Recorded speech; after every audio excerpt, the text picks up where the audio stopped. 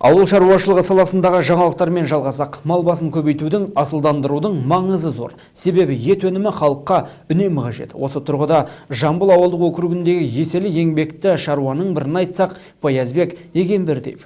Шаруа қожалықтағы тірліктерді тілшіміз көріп қайтқан болатын.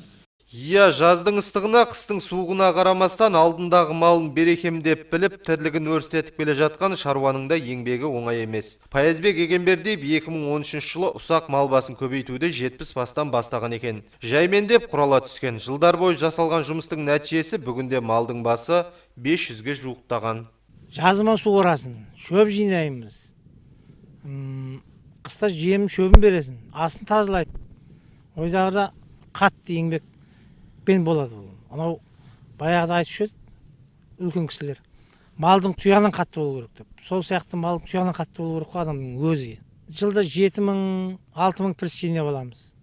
Соны қысыма беріп шығамыз. Жем, бидай аламыз, жүгер аламыз. Жаяу бағамыз сәл-сәл. Күніге 4-5 километр жаяу жүреміз. Соны денсаулыққа жақсы, қанға жақсы дейді. Алдағы мақсат осын көбейту.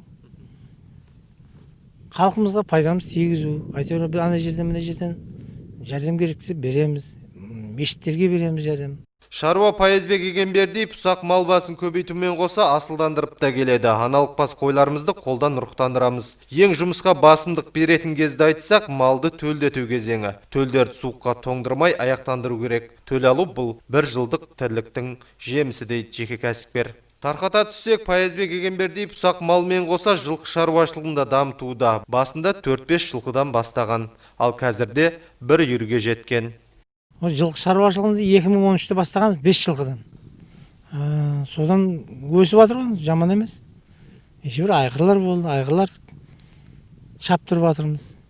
Мына бие, основной бізде биені көбейту керек жылқы шаруашылығында. Қазір 25-30-дай бар бас.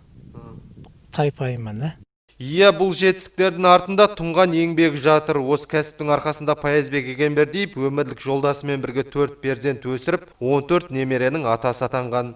Көпшілікке қадірлі ел ағасына айналған. Қуаныш Құмырзаев, Айдос Дәулет, Сәт теле арнасының жаңалықтар қызметі.